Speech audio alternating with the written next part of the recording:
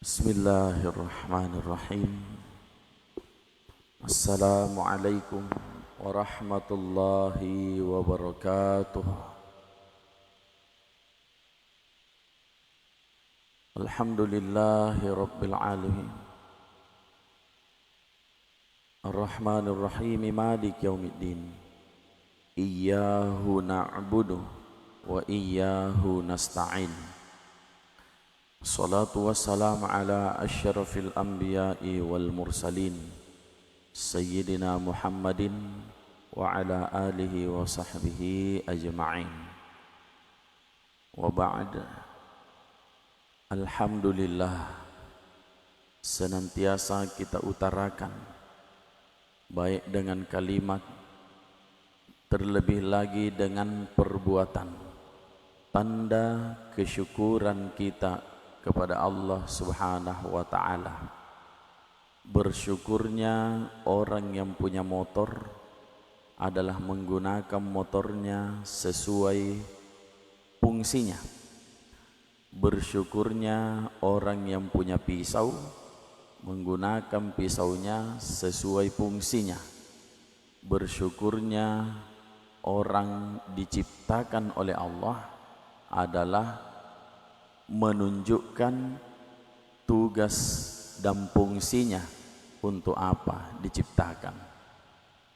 Maka hadirin yang dimuliakan oleh Allah, kita menyembah kepada Allah sebagai bentuk kesyukuran kita yang tertinggi atas fungsi, tugas dan fungsi kita diciptakan oleh Allah. Pada subuh yang lalu kami terangkan bahwa betapa banyak pemberian Allah, tetapi ada 3 pemberian Allah yang utama. Yang pertama namanya fadlullah, biasa disebut dengan rezeki. Semua pemberian Allah yang datang sumbernya dari luar diri kita. Ada namanya nikmatullah, pemberian Allah yang sumbernya ada pada diri kita, mata, telinga, kesehatan dan lain-lain. Ada namanya rahmatullah, pemberian Allah yang diberikan kepada siapa yang dikehendakinya sebagai bentuk kasih sayang tertinggi dari Allah Subhanahu wa ta'ala. Maka pada subuh kesempatan ini kita akan mengangkat sedikit tentang fadlullah, tentang hal yang kita minta selalu ketika masuk masjid. Allahumma ftahli abwaba fadlikah, bukakan untukku ya Allah pintu-pintu pemberianmu. Tapi fadlikah menunjuk kepada pemberianmu dalam bentuk rezeki. Hadirin yang dimuliakan oleh Allah Subhanahu wa ta'ala, secara sadar kita semua sudah memegangi satu prinsip, bahwa rezeki kita semua sudah ditentukan oleh Allah Subhanahu wa ta'ala sejak zaman terdahulu. Sudah ditentukan oleh Allah takaran dan kadarnya. Tetapi fitrahnya memang manusia, kita memang punya sifat yang selalu ingin menambah. Kalau bisa tambahannya banyak, selain banyak kalau bisa lancar ya. Boleh kita berkeinginan demikian. Agama memberikan jalan, rezeki ditentukan Allah, tetapi kita punya harapan, keinginan, kemauan untuk lebih banyak lagi, untuk lebih lancar lagi, selama keinginan kita itu tidak membawa kita memohon, meminta kepada yang selain Allah ya. Silahkan minta, merengek, berdoa berulang-ulang kepada Allah, minta, Allah suka, Allah senang apabila kita selalu meminta. Yang penting jangan meminta kepada apa-apa yang sudah ditunjukkan oleh Allah untuk tidak meminta kepadanya. Hadirin yang dimuliakan oleh Allah Subhanahu wa ta'ala, di antara banyak jalan-jalannya agama untuk kita meminta kepada Allah agar ditunjukkan jalan supaya lancar rezekinya, supaya mengalir rezekinya. Istilah orang Bugis, barat nama sempo dan lekna, murah rezekinya. Memang agama menyediakan jalannya. Allah sudah sediakan kita jalan-jalan yang bisa kita tempuh agar memiliki kemurahan rezeki, kelancaran rezeki, syukur-syukur keberkahan rezeki. Hadirin yang dimuliakan oleh Allah Subhanahu wa taala, banyak jalannya. Kita sebutkan salah satunya, yakni yang paling masyhur, yang paling kita kenali sebagai ikhtiar memperlancar rezeki, meluaskan rezeki adalah salat duha. Yang kita berniat, saya berniat salat duha 2 rakaat bagus, 4 rakaat lebih bagus, 6 lebih bagus lagi, 8 cukup, dan sebanyak yang kita mampu. Apa yang dibaca? Baca yang paling kita pahami, yang paling kita hafal. Syukur-syukur saya yakin kita punya bacaan andalan, dan hampir rata-rata surah langganan kita sama ya. Rata-rata surah langganan kita sama. Memang sunnah di dalam duha itu membaca wasyamsi waduhaha dengan duha, wadduha. Tetapi sunnah itu harus tetap sunnah, jangan naik menjadi wajib. Sunnah memang membaca itu, tetapi jangan bilang harus membaca itu. Karena kalau harus berarti naik itu sunnah, kita rubah hukum menjadi wajib. Boleh kita baca apa saja yang paling kita ketahui. Begitu masyhurnya bahwa duha itu adalah ikhtiar kita untuk membuka rezeki, melancarkan rezeki. Tetapi hadirin yang dimuliakan, di dalam doanya duha juga adalah doa memperlancar rezeki. 100% disepakati ulama bahwa itulah doanya membuka jalan, membuka rezeki, memperlancar supaya murah rezekinya. Itu doanya, semua ulama menyepakati. Tetapi perlu kita ketahui bahwa rezeki itu jalannya ada banyak. Ya, ada 6 jalannya rezeki. Jalurnya rezeki menuju ke kita ada 6. Jangan sampai selama ini yang kita minta rezeki lancar, rezeki banyak, padahal jalurnya tertutup. Ya, ada yang bilang begini ke kami, bagaimana ini? Saya selalu minta, tapi macam tidak pernah dikabul. Saya selalu minta rezeki tapi tidak pernah dapat. Tidak tertutup jika jalannya. Ya, jangan sampai yang kita minta tidak ada jalannya menuju kita. Yang mana 6 jalannya? Rezeki itu ada dari depan, ada datang dari belakang, dari kanan, dari kiri, dari atas, dari bawah. Ya. Dibuka dulu jalannya, baru minta rezeki itu lancar. Kalau terbuka jalannya, insya Allah lancar rezekinya. Hadirin yang dimuliakan oleh Allah Subhanahu wa taala. Sebab memang ada orang-orang itu mencari rezekinya. Datangnya rezeki itu mesti dari depan. Datangnya rezeki mesti dari depan. Ada orang rezekinya nanti datang dari belakang, yang dia tidak ketahui. Bermacam-macam kita punya rezeki. Makanya coba lihat doanya. Doanya salat duha. Apabila ya Allah, inna duha aduhauka, wal baha'u baha'uka, wal jamala jamaluka. Coba, apabila in kana rizki fis sama'i fa anzilhu, kalau rezekiku ada di atas, kasih turunlah dia. Wa in kana ba'idan faqarribhu. Kalau rezekiku jauh kasih dekat. Kalau haram jadikan halal. Kalau kotor jadikan bersih. Itu doa rezeki. Kita baca dengan sebaik-baiknya setelah kita buka jalannya rezeki. Pertanyaan, bagaimana caranya? Apa petunjuknya agama supaya pintu-pintu rezeki itu terbuka? Apa jalannya? Salah satu caranya supaya arah-arah rezeki yang 6 ini bisa terbuka.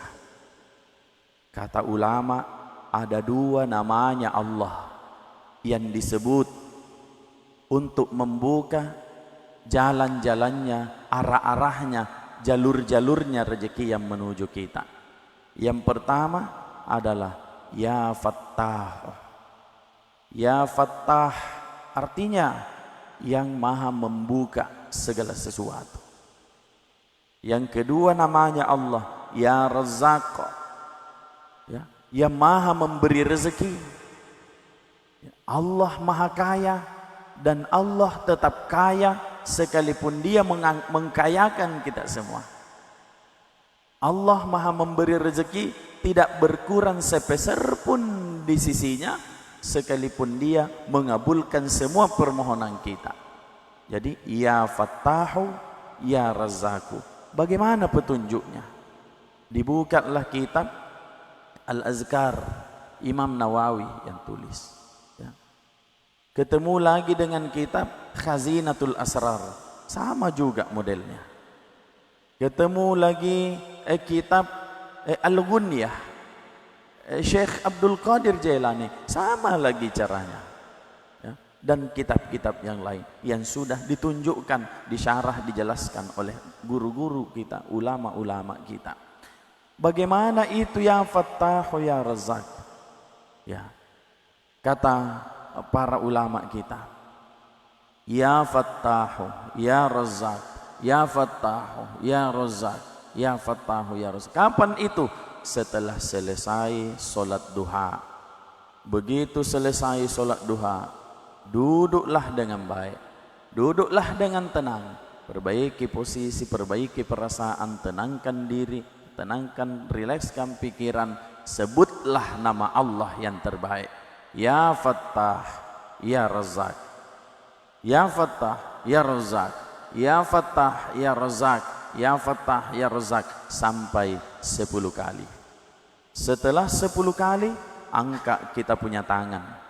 Angkat kita punya tangan, baru kita minta, Ya Allah, bukakanlah pintu rezeki saya yang datang dari depan.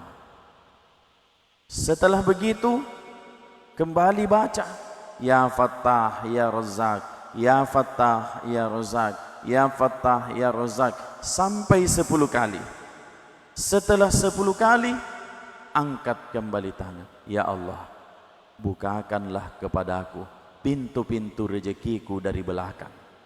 Setelah itu, Ya Fattah Ya Razzaq, Ya Fattah Ya Razzaq, Ya Fattah Ya, sampai 10 kali. Angkat kembali tangan, Ya Allah, bukakan untukku pintu-pintu rezekiku yang datang dari arah kanan. Selanjutnya begitu, yang datang dari kiri. Selanjutnya 10 kali, angka yang datang dari bawah. Selanjutnya 10 kali, bukakanlah untukku Ya Allah pintu-pintu rezekiku yang datang dari atas. Setelah kita mohon kepada Allah dibuka pintu rezeki, barulah kita minta kepada Allah dilancarkan rezeki. Barulah dibaca doanya solat duha.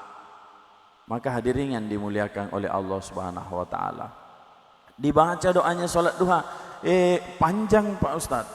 Tidak apa-apa, ambil, buka itu HP, lihat catatan, lihat tulisan, tidak mengapa.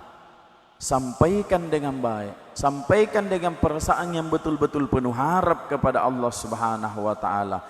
Mintalah dengan baik, sebab kita punya penyakit di dalam doa, namanya penyakit terburu-buru. Cepat-cepat doanya, cepat-cepat juga mau dikabulkan. Ya. Padahal orang tua kita mengatakan biar sedikit yang penting berkah. Itu orang tua biar sedikit, yang penting berkah. Kalau anak muda, biar banyak, yang penting berkah. Nah, itu. Hadirin yang dimuliakan oleh Allah Subhanahu wa taala. Meminta kepada Allah adalah cara kita menguraikan benang kusut antara kita dengan Allah. Yang selama ini langsung kita lakukan, yang selama ini mengandalkan diri sendiri, langsung buka dan lain-lain sebagainya. Hari ini perbanyak meminta kepada Allah sebagai cara kita mendekat dulu kepadanya. Kembali menjalin hubungan yang akrab dengan Allah Subhanahu wa taala. Semakin kita meminta, semakin Allah senang. Beda dengan kita, semakin kita meminta, semakin kita jenuh. Semakin orang datang meminta, semakin kita berubah dan lain sebagainya. Tapi Allah Subhanahu wa taala mengatakan, mintalah, mintalah, mintalah, mintalah. Hadirin yang dimuliakan oleh Allah Subhanahu wa taala. Banyak yang diberikan oleh Allah. Terlalu banyak yang diberikan oleh Allah dan terlalu sedikit yang Allah minta. Ya. Terlalu banyak yang diberikan Allah, terlalu sedikit yang Allah minta. Kalau kita terlalu banyak yang kita minta, terlalu sedikit yang kita berikan kepada Allah. Kalau Allah terlalu banyak yang Dia berikan, terlalu sedikit yang Dia minta. Saya kasih semua, cukup yang saya minta, engkau ucapkan alhamdulillah. Kalau kita terlalu banyak yang kita minta, tetapi terlalu sedikit yang kita berikan. Maka hadirin yang dimuliakan oleh Allah Subhanahu wa taala, coba lihat ayat pertama yang turun. Iqra, kata Nabi, ma ana biqari, saya tidak tahu membaca. Iqra, bacalah. Ma ana biqari, saya tidak tahu membaca. Iqra, bacalah. Barulah disebutkan Iqra bismi rabbikal ladzi khalaq. Perintah pertama, perintah supaya kita membaca. Perintah supaya kita menjadi lebih baik, supaya kita lebih mengerti, lebih faham, lebih bagus amalnya, lebih bagus perbuatannya, lebih bagus pekerjaannya, karena lebih bagus pemahamannya. Tetapi coba perhatikan di akhir surah Iqra itu, awalnya disuruh membaca supaya meningkat kita punya kualitas, tetapi pada akhirnya Allah mengatakan wasjud waqtarib, bekerjalah, bekerjalah, bekerjalah, belajarlah, belajarlah, belajarlah, berpengalamanlah, berpengalamanlah, berpengalamanlah, tetapi jangan sampai pengalamanmu, jangan sampai ilmumu, jangan sampai pekerjaanmu menghalangi engkau dari bersujud kepada Allah. Itu pertamanya Iqra, akhirnya wasjud waqtarib. Jadi arahnya itu semua mengarahkan kita kepada sujud kepada Allah. Mari kita banyak meminta. Pada kesempatan ini yang kami sampaikan. Mudah-mudahan besok kita lanjutkan dengan cara mempermudah, ya, mempermudah macam-macamnya rezeki. Sebab rezeki itu bermacam-macam juga. Kita mohon kepada Allah bagaimana caranya mempermudah bermacam-macamnya rezeki. Ada orang rezekinya mudah, caranya gampang, pekerjaannya ringan, rezekinya banyak. Ada orang pekerjaannya berat, waktunya habis, rezekinya kecil. Hadirin yang dimuliakan oleh Allah, bagaimana ikhtiarnya supaya kita memohon kepada Allah supaya mudah itu semua. Tadi jalan rezekinya sudah dibuka, doanya supaya lancar rezekinya sudah kita tahu, sudah kita hafal. Kalau perlu buka HP, buka catatan. Sekarang macam-macam jenis-jenisnya rezeki yang ada pada diri kita, yang datang kepada kita, bagaimana supaya semuanya itu mudah datangnya oleh Allah Subhanahu wa taala. Insyaallah tentunya sesuai tuntunan agama yang diajarkan oleh Rasulullah dan para ulama kita. Lebih dan kurangnya mohon dimaafkan. Kami ingatkan pada para jamaah supaya niat kami ini bukan hanya jamaah ini jadi pendengar, tetapi menjadi pengamal atau pelaku di dalam melaksanakan apa yang kita dengar. Saya ibadah dengan lidah, jamaah ibadah dengan telinga. Mudah-mudahan sama-sama ibadah kita dituntun oleh Allah Subhanahu wa taala supaya sempurnanya ibadah yang menyehatkan spiritualitas kita. Maka penting juga untuk menyempurnakan badan kita, menyehatkan badan kita dengan jalan-jalan pagi sebentar setelah keluar dari tempat sholat ya. Setelah jalan-jalan barangkali ada yang capek, ada lapar-lapar, panitia jamaah menyediakan sarapan pagi, mungkin bakar-bakar ikan dan lain-lain sebagainya. Mari para jamaah kita ramaikan, kita sama-sama jalan-jalan santai. Demikian yang dapat kami sampaikan. Subhanallah bihamdih, subhanakallahumma bihamdik, nasyhadu an la ilaha illa anta astaghfiruka wa natubu ilaik. Wabillahi taufiq wa da'wat wal irsyad. Assalamualaikum warahmatullahi wabarakatuh.